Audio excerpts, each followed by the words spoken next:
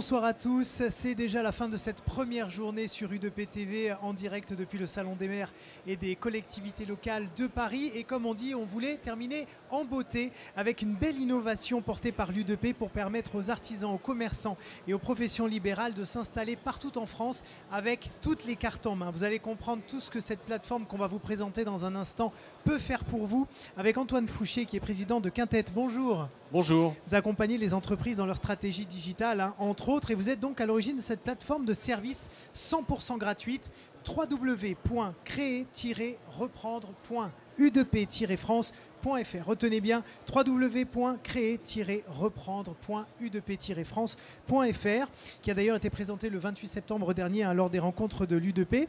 Et puis nous accueillons également Patrick Gimonet. Bonjour. Bonsoir. Vous êtes directeur général des services de la Confédération française de la boucherie, charcuterie, traiteur.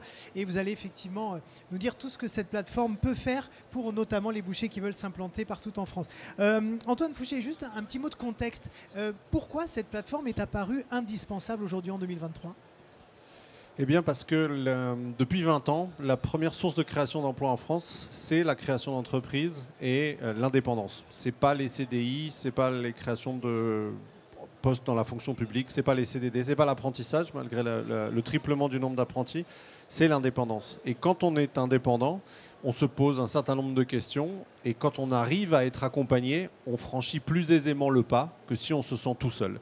Et le but de cette plateforme, c'est justement d'apporter un premier niveau de service sur les premières questions qu'on se pose. Est-ce que ça vaut le coup de s'implanter dans cet endroit-là, sur ce métier-là ? Est-ce que pour mes enfants, je trouverai des écoles ? Est-ce que si j'aime le cinéma, j'ai un cinéma à proximité ? Est-ce que si j'aime le sport, j'ai des terrains de tennis, des terrains de foot ? Des questions très concrètes, à taille humaine, des questions de proximité, qui sont les questions qu'on se pose quand on se met à la place de quelqu'un qui essaye de se lancer. Et donc cette plateforme, elle essaye de répondre pour les 37 000 communes de France, 96 métiers, à l'ensemble de ces questions que je viens d'évoquer, d'esquisser. Oui, et c'est aussi évidemment pour éviter toutes les désillusions de tous ces entrepreneurs qui veulent se lancer, qui arrivent sur un territoire qu'ils ont très très mal appréhendé et finalement qui terminent par fermer un an plus tard. On va peut-être tout de suite rentrer dans cette plateforme pour voir comment elle fonctionne. On vous écoute. Alors, comme on va discuter des bouchers, de l'activité de la boucherie aujourd'hui, je vous propose de faire une simulation et de considérer que moi-même, je voudrais essayer, après quelques bons et loyaux services pour l'État, la création d'entreprises, quelques grandes entreprises, de me lancer. Donc je me lance dans l'activité de boucher. Donc il y a 96 métiers qui seront à terme disponibles. Aujourd'hui, il y en a à peu près 35. Donc il y a un menu déroulant. Il y a un menu déroulant avec avec les 96 métiers de l'U2P. Le boucher est disponible et puis il y a un deuxième menu déroulant qui concerne les 37 000 communes de France. Et donc 36 000 et quelques, 36 700. Et donc je tape, alors je vous propose de vous emmener chez moi, dans mon village d'enfance, dans le Médoc, en Gironde, en zone rurale, donc à Margaux. Et la plateforme me pose une première question qui a évidemment rapport à mon business, c'est est-ce que ma zone de chalandise, elle s'exprime plutôt en distance ou en temps de trajet ? Et évidemment, qu'on soit à la montagne ou à côté d'une autoroute, le temps de trajet, c'est pas du tout la même chose. En montagne, 10 km, c'est déjà pas mal. Quand vous êtes à côté d'une aire d'autoroute, 10 km, c'est rien du tout. Et donc, ce qui compte, c'est plus souvent le temps de trajet que la distance. Et donc, je vais sélectionner le temps de trajet. Et là, j'ai 4 options différentes, 15 minutes, 30 minutes, 45 minutes et 60 minutes. Et la question, c'est évidemment combien de temps j'estime que les gens sont prêts à faire de voiture pour venir dans mon commerce, en l'occurrence, parce que j'ai choisi boucher, on va dire 15 minutes, en considérant que les gens sont de plus en plus exigeants, même si parfois, c'est vrai qu'on peut mettre un peu plus de temps quand on veut se faire plaisir. Et là, donc, j'arrive tout de suite sur la carte du Médoc, avec la commune de Margaux, qui est délimitée ici en bleu, Margaux-Cantenac, et qui me dit j'ai 2 bouchers qui sont déjà sur place. Mais ce qui compte, ce n'est pas tellement le nombre de bouchers. Ce qui compte, c'est le nombre de bouchers rapporté au nombre d'habitants. Et évidemment, s'il y a beaucoup de bouchers et peu d'habitants, ce n'est pas très intéressant d'y aller. Et l'inverse, ça va de soi. Et donc, la première info qu'on me donne, c'est est-ce que la concurrence est forte ? Ce qui veut dire, est-ce que j'ai intérêt à aller m'implanter dans ce village ou cette ville ou ce quartier dans les villes ou pas ? Et là, j'ai de la chance. Il se trouve que pour les bouchers, en fonction du nombre d'habitants, la plateforme me dit non, ça va, il n'y a pas trop de bouchées encore à cet endroit-là du Médoc. Alors, je peux vérifier pour savoir quels sont les différents types de couleurs. Et là, je vois, quand je dézoome sur l'ensemble de la Gironde, qu'effectivement, les couleurs sont différentes et que c'est assez intuitif. Si je vais, par exemple, dans la commune du Cap-Ferret, tout en bas, ici, au nord-ouest du bassin d'Arcachon, c'est rouge, ce qui veut dire qu'évidemment, comme c'est touristique, il y a beaucoup plus de bouchées. C'est beaucoup moins intéressant d'aller s'installer là. Ça, c'est la première information. Le nombre de commerces que je veux ouvrir par rapport au nombre d'habitants. Mais la deuxième chose qui est intéressante aussi, c'est de savoir, pardon d'être très direct, mais c'est est-ce que les gens, là où je vais m'implanter, ont de l'argent ou pas? Deuxième critère, c'est-à-dire ce qu'on a appelé le potentiel économique, c'est-à-dire le niveau de vie des foyers. Et là, je vois aussi que le potentiel économique, il est très fort, ce qui veut dire de façon non technique que les gens dans cette commune-là ont, par rapport à la moyenne française, plutôt de l'argent, en tout cas rapporté au nombre de commerces. C'est une bonne nouvelle et évidemment, si je dézoome, je vais avoir la même chose. C'est-à-dire que je vois qu'autour de moi, c'est plutôt le cas également. Et donc, ça me semble être un bon endroit pour m'implanter. La troisième, évidemment, information que j'ai besoin d'avoir, c'est quand je veux ouvrir une boucherie, où sont concrètement les bouchers, avec les adresses sur ma zone de chalandise. Et là, évidemment, on me les donne avec les communes avoisinantes. Donc à Margaux, il y en a 2. À Mâcon, à 10 km au sud-est, il y en a encore une. Au Pian, une. Arsac, etc., etc. Donc je vois que autour, dans ma zone de chalandise, j'ai d'autres concurrents dans les autres villages. Et puis, quatrième, évidemment, information qui est importante, ce sont tous les commerces qui font une activité qui est proche de la mienne. Et en l'occurrence, là, quand on a construit évidemment cette plateforme-là, on l'a construit avec la Fédération des bouchers qui nous ont dit, ben, évidemment, les concurrents qui ne sont pas dans la fédération, mais qui ont une activité très proche de la nôtre, c'est les charcutiers. Et là, ce que je vois, comme je retrouve exactement les mêmes implantations, je vois que tous les bouchers de cette région-là sont aussi charcutiers. Donc je me dis, ben, mon affaire, elle n'est pas si mal partie que ça, parce qu'il y a du potentiel économique, il y a des gens, et les gens ont de l'argent ici. Mais quand je vais m'implanter, je ne suis pas tout seul. Et je peux avoir des enfants, une femme, un mari, etc., etc. Et donc ce que je vais regarder, par exemple, alors on peut évidemment prendre tous les exemples du monde, mais on va dire l'exemple réel, j'ai des enfants, et mes enfants vont à l'école. Et donc, la question que je vais me poser, si jamais je veux me lancer, c'est si je vais habiter à Margaux, là où je vais ouvrir ma boucherie, est-ce qu'il y aura des écoles pour mes enfants? Donc, je sélectionne enseignement, il se trouve qu'ils sont jeunes, donc enseignement du premier degré, et là, les écoles maternelles pour mes enfants. Et qu'est-ce que me dit la plateforme? La plateforme me dit que oui, effectivement, à Margaux, il y a une école maternelle et qu'autour, par ailleurs, il y en a d'autres. Enfin, les enfants, ils vont grandir. Et donc, à part l'école maternelle, est-ce qu'ensuite, il y a une école élémentaire pour mes enfants? Et là, qu'est-ce que je trouve? Je vois qu'effectivement, il y a aussi des écoles élémentaires qui sont à Margaux et donc, pas de problème pour la scolarité de mes enfants. Je vais prendre juste un deuxième exemple pour aller vite. Il se trouve que j'ai envie de continuer à faire du sport en allant ma nouvelle activité. Et donc, je vais chercher les équipements sportifs. Et par exemple, il se trouve que j'ai envie de faire du tennis. Et donc, je vais demander à la plateforme de me donner tous les terrains de tennis qui sont autour pour savoir si je vais pouvoir le pratiquer. Et j'ai de la chance, effectivement, tout autour de Margaux, il y a différents terrains de tennis, ce qui fait que je vais pouvoir continuer. Et donc, la réponse à ça, c'est non seulement il y a du potentiel économique, les gens ont de l'argent, il n'y a pas trop de concurrence, tout le monde fait boucher charcutier, mais il y a des écoles pour mes enfants et il y a du tennis pour moi.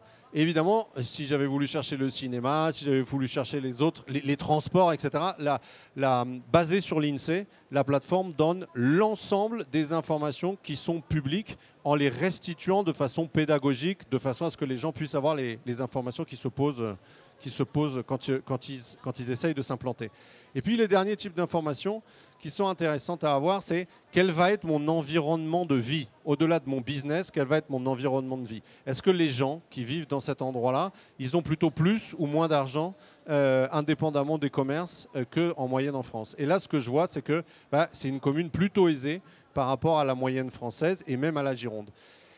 Est-ce que c'est très dense comme habitat ou est-ce que c'est plutôt quelque chose d'assez espacé? Là, je vois évidemment que c'est plutôt quelque chose d'assez espacé, même si ce n'est pas de la campagne profonde comme ça l'est ici.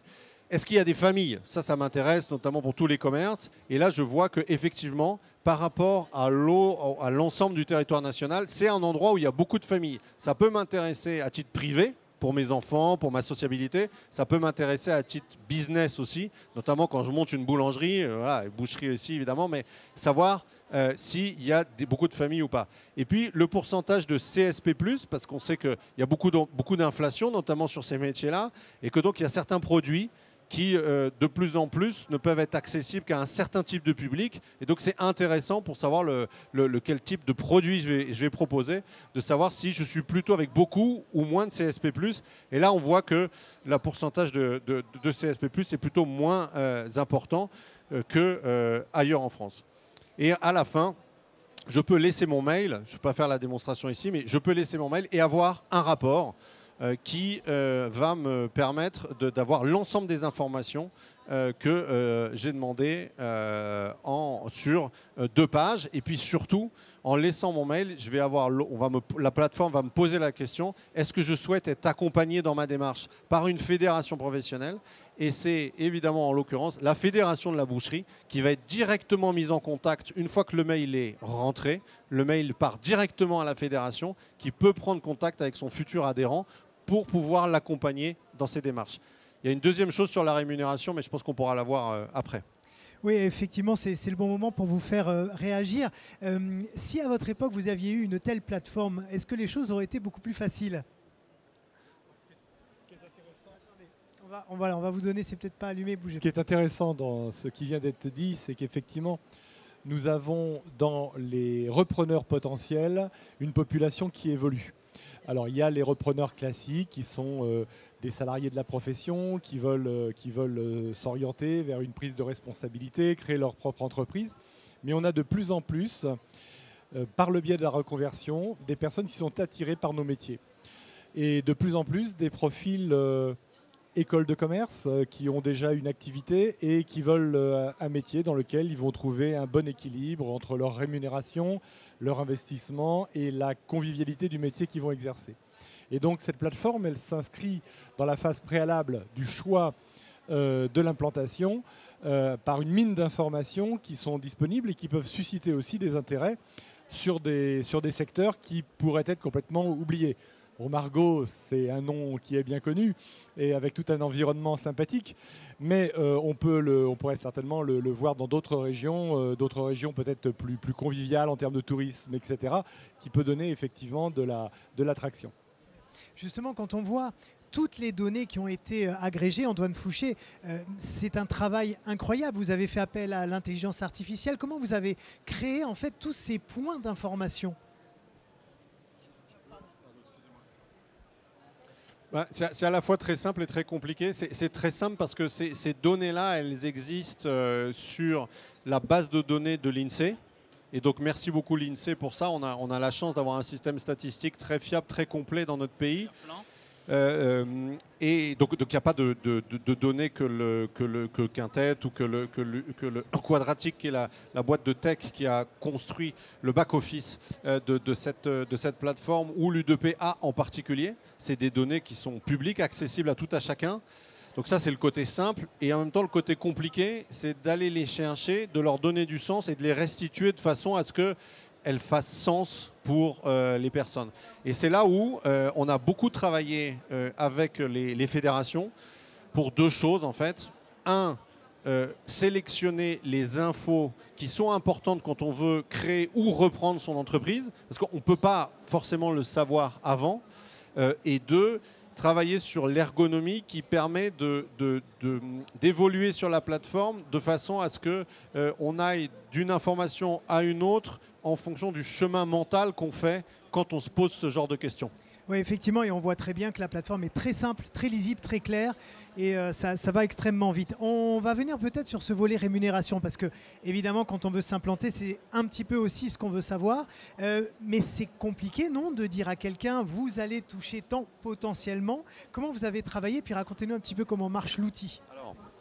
L'outil, je ne sais pas si on peut le voir à nouveau. Voilà, merci beaucoup. Alors en fait, ça c'est quelque chose qui est absolument fondamental quand on crée ou quand on reprend une boîte, c'est d'avoir connaissance des différents modes de rémunération. Ça concerne tous les indépendants, hein, parce qu'on ne sait pas que pour le même chiffre d'affaires, selon qu'on soit auto-entrepreneur, travailleur non salarié ou assimilé salarié, donc si on gagne exactement la même chose, qu'on fait exactement le même boulot, à la fin, sur son compte en banque, on n'a pas du tout la même chose. Alors évidemment, il n'y a pas les mêmes droits derrière, mais le système est assez opaque, est assez obscur, et quand vous lancez une boîte créée ou vous reprenez une boîte, c'est absolument indispensable de savoir si vous préférez privilégier le pouvoir d'achat plutôt à court terme, c'est-à-dire beaucoup d'argent tout de suite, quitte à avoir un peu moins de droits plus tard, ou beaucoup de cotisations avec plus de droits après, mais moins de pouvoir d'achat immédiatement. Et donc, le système permet de faire ces évaluations de façon hyper simple en mettant chiffre d'affaires et le taux de charge estimé. Donc là, sous votre contrôle, je crois que c'est à peu près 200 000 € le chiffre d'affaires moyen dans une boucherie, plus, alors je vais mettre 300 000 €. J'avais la boulangerie qui est à 250. Je mets les chiffres d'affaires et puis, alors en tout cas pour les boulangers que j'ai en tête, c'est 30% de charges fixes et 40% de charges de personnel, c'est à peu près ça. Donc ça fait 70% en tout et donc je monte le taux de charge. Et ça, c'est des informations qui sont disponibles sur le site des fédérations. Donc je peux me renseigner sur le taux de charge et je calcule mon revenu net. Et qu'est-ce que me donne la plateforme? Elle me donne exactement ce dont tout le monde a besoin quand on se lance, alors que personne ne se pose la question, c'est en fonction de mon statut, combien je vais avoir d'argent dans ma poche. Et donc on voit que en travailleur non salarié, alors déjà, ça dépend si j'ai l'ACRE, c'est-à-dire l'accompagnement de l'assurance chômage ou pas. Et ça dépend des années. Mais qu'en rythme de croisière, je serai à 61 000, 62 000 €. Encore une fois, pour le même chiffre d'affaires. Hein. Je fais exactement la même chose pendant la journée, j'ai les mêmes clients, j'achète la même chose, etc. etc. Et les 2 premières années, j'aurai quelque chose de bien plus intéressant. Alors que assimilé salarié, j'aurai plus de cotisations, mais le net qui me restera en annuel est 10 000 € inférieur. En mensuel, ça cause un peu plus à tout le monde. En gros, je suis à plus de 5 000 en rythme de croisière, en TNS, et je suis à 4 300 en assimilé salarié. Si j'ai envie de savoir quels sont les droits qui justifient cette différence de pouvoir d'achat, je demande à la plateforme de m'afficher les cotisations et je vois que il faut prendre le temps de regarder, mais ça prend quelques minutes seulement. Je vais directement à la conclusion. En gros, entre assimilé salarié et travailleur non salarié, la différence, elle se fait sur 2 choses. Elle se fait sur la retraite. Quand je suis TNS, j'ai moins de cotisations de retraite, mais du coup, derrière, j'ai une plus petite retraite. Et elle se fait sur les indemnités journalières d'assurance maladie. Quand je tombe malade, je suis moins indemnisé par la Caisse nationale d'assurance maladie. C'est ça la différence. Le reste, la couverture est à peu près la même. Et donc ça, c'est vraiment quelque chose, je pense, d'un outil très précieux. C'est les experts comptables, évidemment, qui ont l'habitude de donner ce niveau d'information-là. L'idée de la plateforme, c'est de donner, évidemment, ce premier niveau d'information pour ensuite que les personnes aient l'intuition, l'envie d'aller voir un expert comptable pour ensuite, évidemment, monter le statut juridique, SARL, EURL, etc. Mais d'avoir eu l'occasion d'avoir un premier niveau de conscience de l'importance du statut et qu'en travaillant exactement de la même manière, en gagnant exactement la même chose, à la fin, je n'ai pas la même chose sur mon compte en banque. Je donne juste un deuxième exemple très rapidement pour qu'on voit ce que ça donne sur l'auto-entrepreneur. On voit qu'en auto-entrepreneur, en fait, si je gagne beaucoup moins, l'auto-entrepreneur, en fait, me permet, quand j'ai des charges, je vais vite à la conclusion, il faudrait plus de minutes, mais dès que j'ai des charges, en fait, le régime d'auto-entrepreneur n'est pas intéressant parce que je ne peux pas déduire mes charges. Voilà. Patrick Gimonet, cet accompagnement notamment sur le statut juridique, ça c'est très important parce qu'il y a toujours un flou administratif et même se poser la question de qu'est-ce qu'on veut, comment on le veut. Ça, vous l'avez vécu et puis vos adhérents aussi? Alors, c'est parfaitement d'actualité parce que donc, dans la foulée de cette démarche, nous proposons pour l'ensemble des futurs repreneurs un stage ciblé pour la reprise des entreprises. On l'a mis en place par la Confédération française de la boucherie au sein de l'École nationale supérieure des métiers de la viande à Paris. Et donc là, nous prenons pendant 5 jours les futurs repreneurs en faisant des groupes cohérents et on balaye à peu près toutes ces données avec eux et on les met en situation de ce qu'ils vont trouver très précisément, toutes les problématiques auxquelles ils vont être confrontés lorsqu'ils vont être dans leur phase de reprise. Et donc parmi effectivement les éléments sur lesquels on développe figurent notamment ces dispositions, la rémunération, le statut, qui est un élément du choix important parce qu'il ne faut pas se tromper. Trop d'entreprises se sont trompées, trop de chefs d'entreprise se sont trompés il y a un certain nombre d'années. Donc c'est très stratégique. Donc on est complètement en phase par rapport au statut juridique, par rapport au statut du travailleur, son statut social. Ce sont des outils qui sont très pratiques. En plus, ils sont conviviaux. Donc après, ça n'empêche pas d'aller les retravailler avec des professionnels, des experts comptables, mais ça donne des tendances qui sont très intéressantes. Sur la rémunération aussi, c'est quelque chose de très très important. Est-ce que les bouchers, en règle générale, ont peut-être du mal à appréhender ça? Je dirais pour les repreneurs, lorsqu'ils se dirigent vers la boucherie, dans la boucherie artisanale, la boucherie charcuterie, c'est qu'ils ont envie un peu de gagner d'argent. Donc ils ont fait des études, ils sont dans des postes de commerce. Enfin, les études de commerce, c'est à un moment ils veulent trouver leur indépendance, trouver un boulot qui les passionne, où il y a besoin de passion, mais dans lequel aussi ils vont être rémunérés correctement. Et donc à ce titre, la profession de la boucherie, si elle est bien gérée, permet effectivement de répondre à ces objectifs. Voilà, à condition d'être un petit peu courageux, bien sûr. Mais ça, ce n'est pas le problème des repreneurs, ils sont tous très courageux. Voilà, donc à ce titre, c'est parfaitement en phase avec ce que recherchent les repreneurs. Je vais donner le mot de la fin à Antoine Fouché, mais juste avant, j'aimerais bien comprendre de quelle manière cette plateforme peut être justement une belle complémentarité avec les services que la Confédération propose. Elle est totalement en phase. Elle est totalement en phase puisque ça permet, elle peut être à la fois un outil préalable pour permettre, susciter l'intérêt d'aller voir, choisir les territoires, réfléchir à son statut, se former ensuite et après revenir sur la plateforme pour affiner une fois que le projet commence à prendre tournure sur l'environnement géographique, la concurrence, toutes les données économiques et également les données financières liées à son statut. Je pense qu'on peut travailler avec ces outils main dans la main. Antoine Fouché, on a l'impression que la plateforme est très complète déjà, mais est-ce qu'il y a des nouveautés qui vont arriver dans les mois à venir, peut-être de nouveaux onglets, peut-être de nouvelles informations? Alors oui, tout à fait. On va travailler ça main dans la main avec les fédérations, avec l'UDP, avec les différentes confédérations et donc notamment pour ces sujets-là avec la CGAD. Je ne peux pas tout dévoiler, évidemment, mais l'idée, c'est d'avoir une plateforme de services complète. Et donc, il y a des questions de droit, il y a des questions de protection sociale, il y a des questions de couverture d'assurance chômage, il y a des questions de retraite complémentaire. En fait, l'idée, c'est qu'il y ait à disposition des futurs repreneurs et ou des créateurs d'entreprises sur tous les métiers de l'UDP un premier niveau de service qui fasse que ça soit beaucoup plus facile et que ensuite le créateur ou le repreneur ait envie d'être accompagné par une fédération parce qu'il a apprécié la qualité de service de cette plateforme-là. Et l'idée, c'est d'essayer de travailler au mieux, comme vous le disiez tout à l'heure, en complémentarité entre la technologie et l'humain. On les oppose souvent, je pense à tort. Ça, c'est une plateforme très techno, il n'y a pas d'humain, évidemment, mais ça fait des choses qu'aucun humain n'est capable de connaître par cœur. Évidemment, on peut pas, personne ne peut connaître par cœur l'implantation de tous les commerces dans les 37 000 communes de France, le niveau de revenus, etc., de calculer tout ça en temps réel. Donc ça, la machine peut le faire, mais en même temps, cette machine-là ou cette plateforme-là ne remplacera jamais l'humain, le professionnel au bout du fil, en disant écoutez monsieur, voilà, est-ce que vous êtes posé les bonnes questions sur le statut juridique? Est-ce que vous savez que dans cette région-là, il y a 3 entreprises à reprendre? Ça, c'est des données qui ne sont pas publiques, il n'y a que les fédés qui peuvent l'avoir.